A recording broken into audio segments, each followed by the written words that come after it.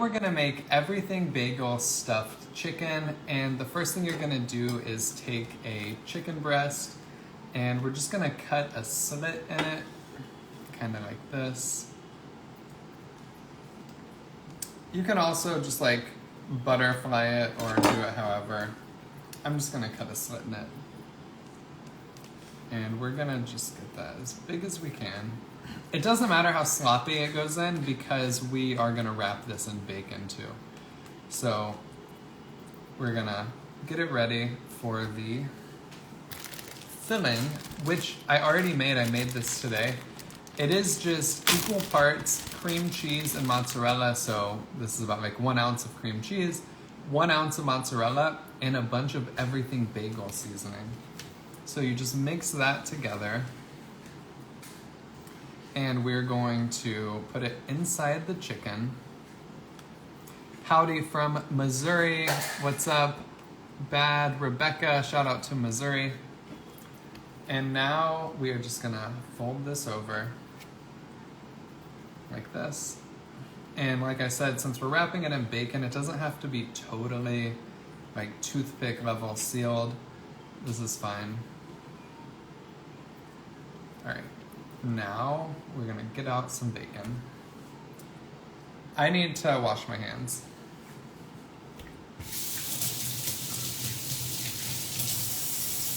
And if you want to season the outside of it, you can. Maybe I will put a little bit of seasoning on here. If I can find it. Here we go. I'm not a huge fan of everything bagel on meat like chicken. But, you know what? So I don't have to wash my hands again, guys, let me come over here and grab a pair of gloves.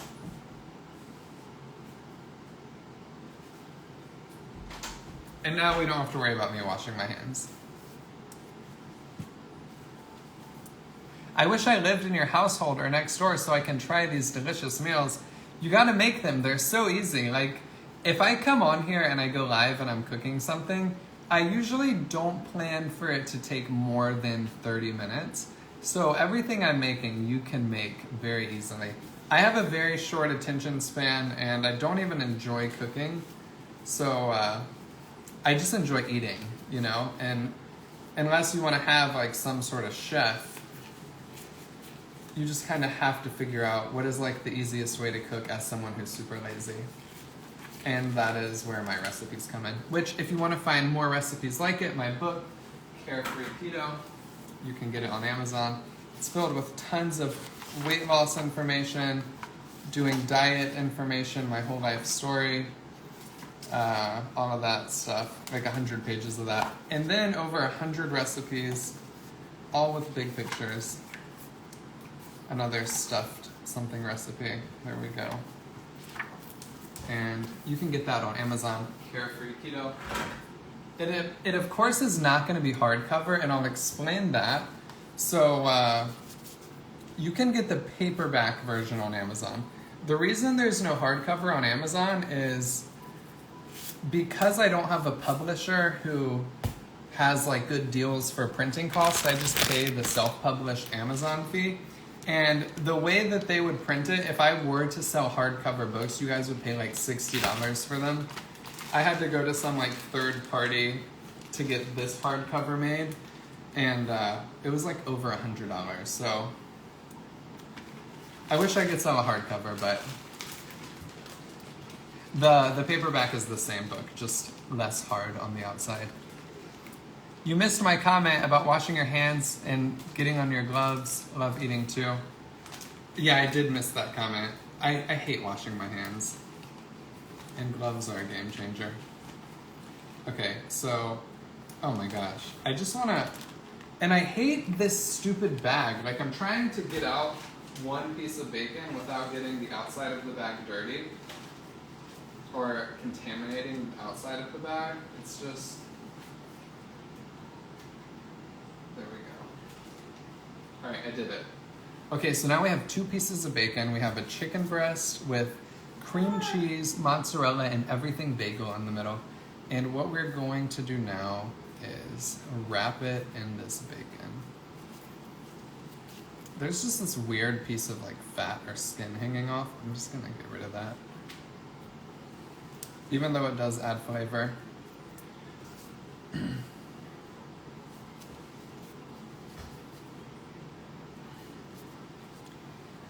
And since we're using 2 pieces of bacon, I can kind of overlap a little.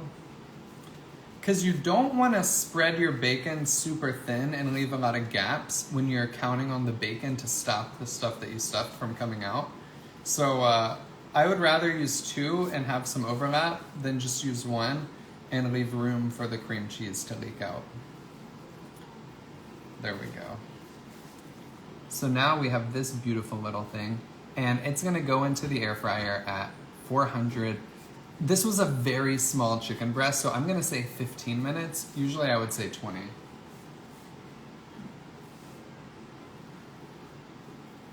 I'm just gonna put this down. All right, here we go. I want to buy your book. Just ordered your book. Hey, thank you. What's inside the chicken? I just said that. Why do you hate washing your hands? They get all dry and I have to step away from the camera. You guys are like waiting on me to put this thing in the air fryer.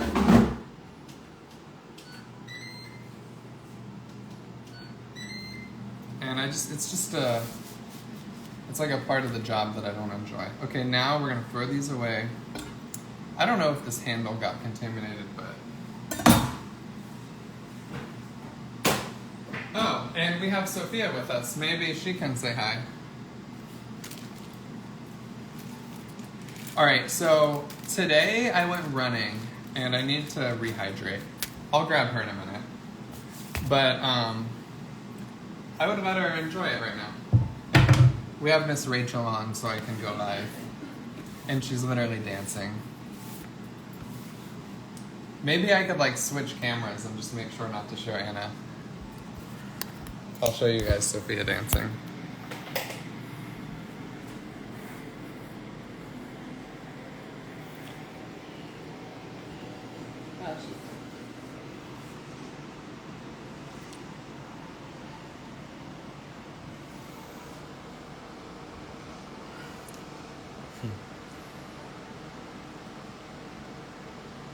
Dance, Sophia, dance. Dance. Well, they were dancing on the screen. She's not dancing anymore. Yay!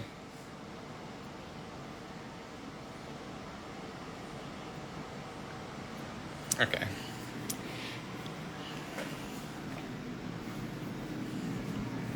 So we didn't quite catch her dancing, but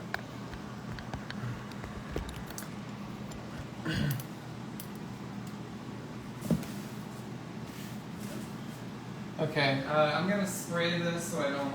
Actually, I have a wipe here.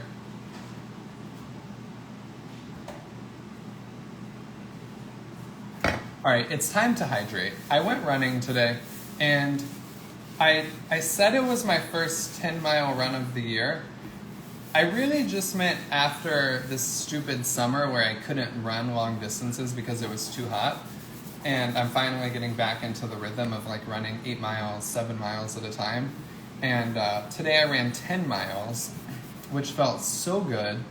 And I felt like I could have kept going, but I had therapy and I had to come in like right at the end.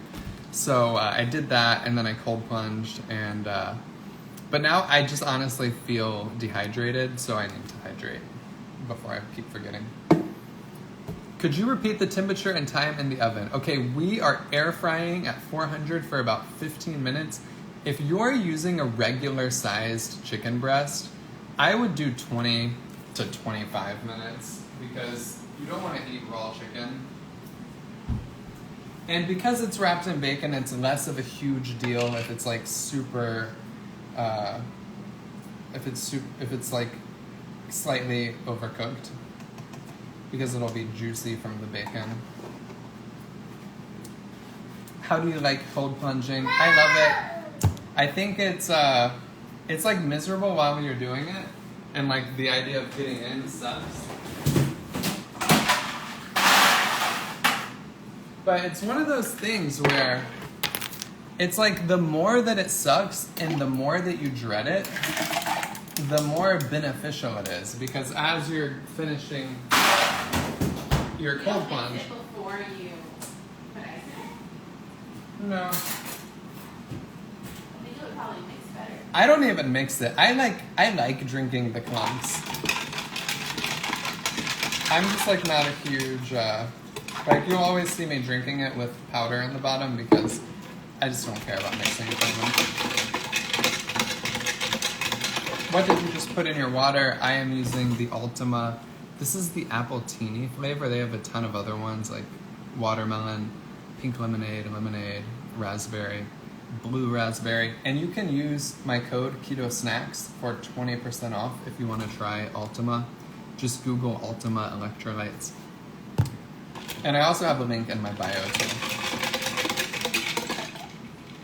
Okay.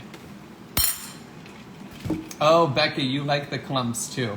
Yeah, like my friend made me matcha and there were clumps in it and he was like, oh, let me re-stir it for you. And I was like, no, I like the clumps. I don't know what it is. Stir with a knife, stir up strife, old English thing. I didn't know that, Barbara.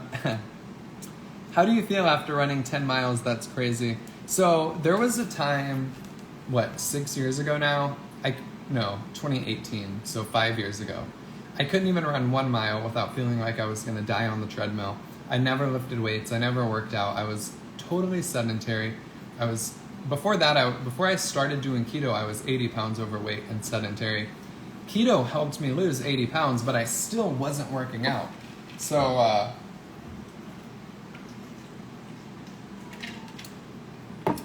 I talk about my whole fitness journey, and I'm not like, an advocate or I'm not like a perfect The Rock type person to tell you about fitness, but my book talks about my fitness journey, and basically I just started so small that it was impossible not to do it. So I was like, I'm gonna run for 10 minutes on the treadmill, and then I'm gonna run for 11 minutes on the treadmill, and then for 12.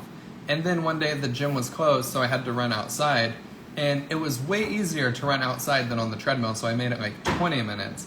And then I just kept increasing the time that I was running. I wasn't worried about my pace, or I still don't worry about my pace really, but I wasn't worried about all the things that athletes and super fit people worried about. I was like, let me just get to the point where I can run like an hour and feel good about it.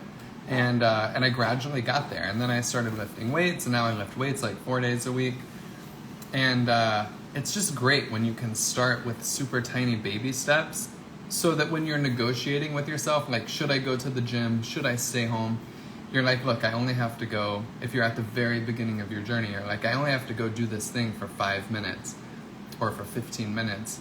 How can I say no to that, How can I say no to just doing the 15 push-ups today? It's like, start very small and then just build off of that. And you start to gain momentum and positive feelings about yourself, because going out and running 10 miles once, if you've never worked out before, and then feeling so sore the next day that you don't work out, and so sore the day after that you don't work out, and then you're discouraged because you've missed 3 days in a row so you don't go back to the gym, that is actually way less good for you than going out and taking a walk around the block and checking it off your to-do list, or feeling proud about it and celebrating, hey, I was sedentary and today I went out for a walk. And then tomorrow you do the same thing. It's like doing something small that really has no physical benefits because it's just so small. Doing it every single day is actually way better for you than doing something great and then not doing anything for 5 days because you're like discouraged and don't want to do it again because it sucked so bad. So it's like, the more you build that reputation with yourself of, I do something every day, I do this every day, it builds so much. And someone said ice bath. Yeah, and the ice bath is like that on steroids, because you do it every day, but it never doesn't suck. So it's like, once you've advanced to creating healthy habits and you are used to going to the gym every day, you can take it up another level and be like, I'm gonna cold plunge before my workout. And that builds like insane credibility with yourself, because it's like, that feeling of staring at the water, like, I don't want to do this, I don't want to do this. And you just, the more you think that and the more you debate with yourself about should you get in, should you not, when should you get in, you start procrastinating. It's like, the more you flex that muscle of just not thinking and getting in the water, it translates to other parts of your life. And you can, anything else you're procrastinating on, you can be like, this isn't as bad as that. And I just jump into that without even thinking. So it's really good to, like, physical things like that are a really good way to make yourself better at other parts of your life. Name of your book, please. It is called Carefree Keto.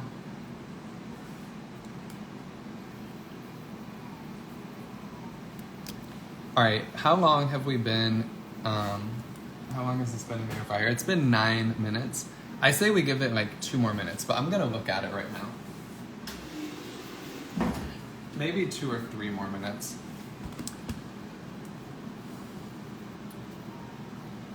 That is awesome to share with everyone. I am currently recovering from surgery and still attempting exercises to re-cooperate. Joan, I will keep you in our prayers and hope that you recover and get back on track as soon as possible and are feeling great. I'm a slump. Pray I get motivated. Esther, it's not about motivation. If you wait on motivation, you'll never start. And then as soon as you're unmotivated, you'll spend another 3 months not doing it. So relying on motivation, not to single you out, because I've been in there, all of us have been in there. I'm sure every single one of us are waiting on motivation to do something.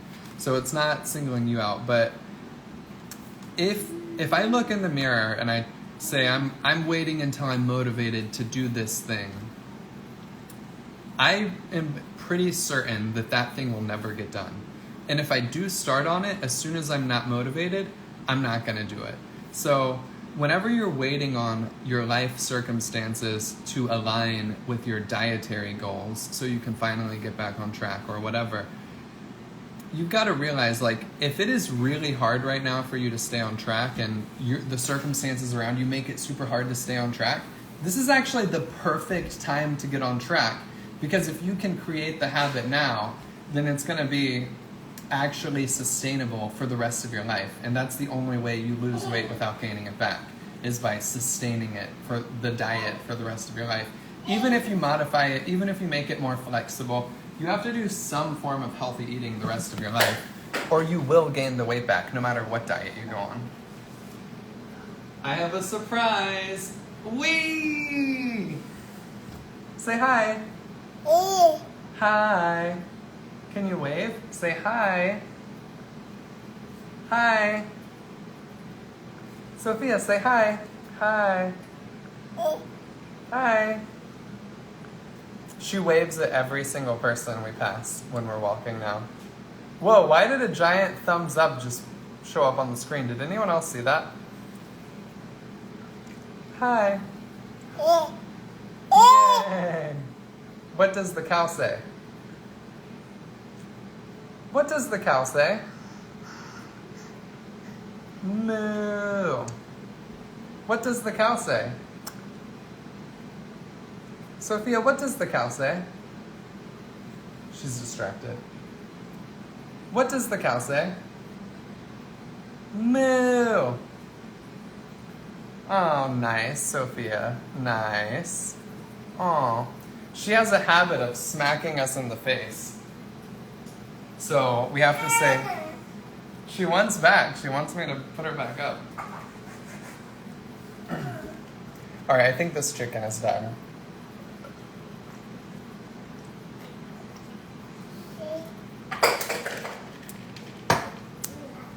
She's literally trying to climb back up.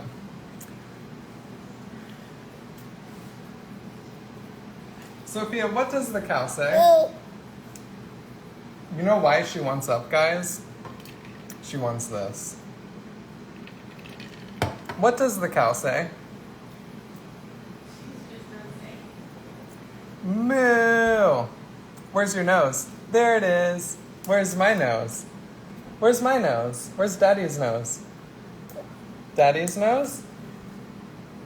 Where's Daddy's nose? That's your nose. Did she go?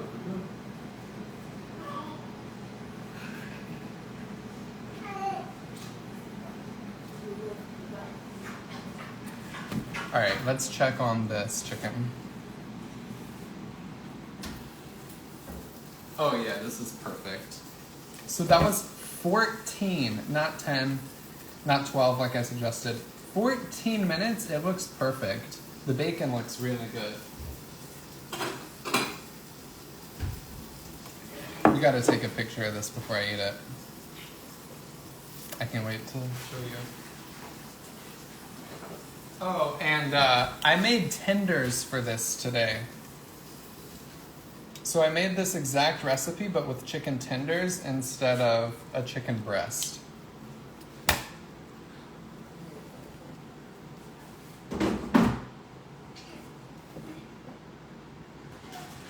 Bacon wrapped everything bagel stuffed chicken. I know the chicken is done because it was a tiny chicken breast. It was like 2 chicken tenderloins worth of chicken. But like I said, if you guys are using a regular sized chicken breast, 20 minutes is how long it takes for stuffed chicken that's wrapped in bacon. And if I cut into this and it's pink in the middle, I will have jinxed myself. So I'm not denying that there's a chance that I'm wrong, but I think I'm right. Okay. Let's take a very quick picture of it. Time me, it'll be 30 seconds.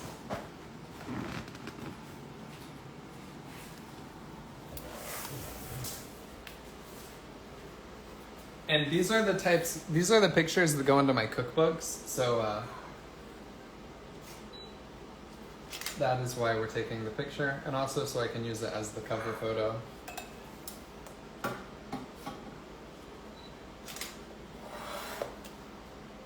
That picture it doesn't look that good.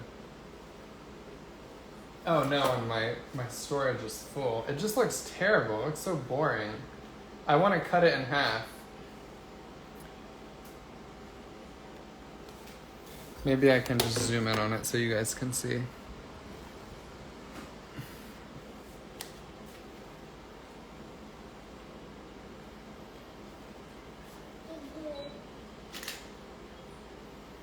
All right, that's a better picture. We're just gonna use that, and let's eat. You know what? I should go old school on this and show it like this, where I cut it in half. I'll show you guys. I haven't done this in a long time. This is how my lives used to be. I would start them out like this.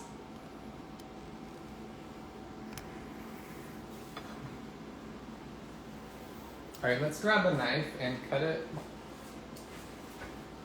I guess not the same knife that I was using earlier.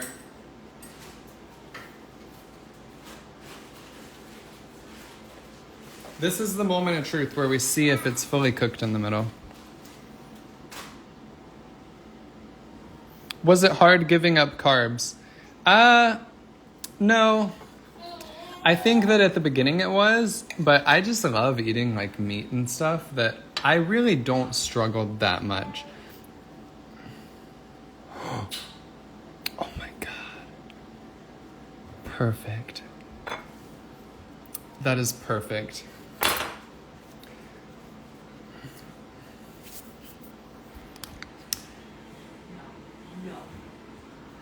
All right, let's eat.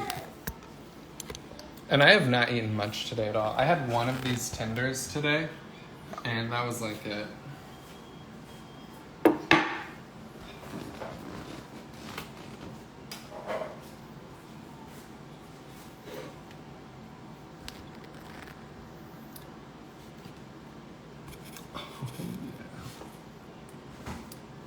So it's stuffed with everything bagel, seasoning, mozzarella, and cream cheese. Oh my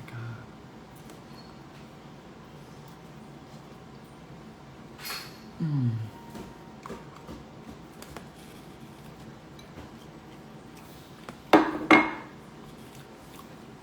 This is ridiculous.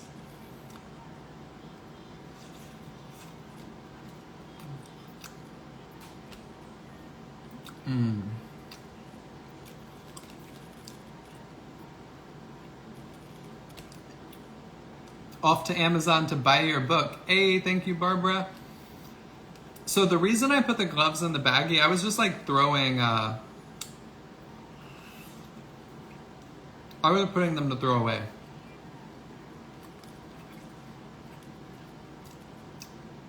Joel just made a good point. If you love carbs and you're addicted to carbs, the more often you cheat, the harder it is to stay on track. So once you get a streak going of like 1 month, 2 months, 3 months, it gets easier and easier to stay on track, and you get less suggested, or you're like less taken off track by temptation. So, oh my God. And if you can make stuff like this to keep you on track,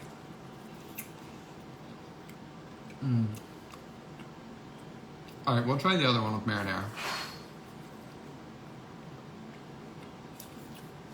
I mean, you have all of these like flexible dieting influencers on social media that are just obsessed with telling obese people that they should be able to eat junk food in moderation.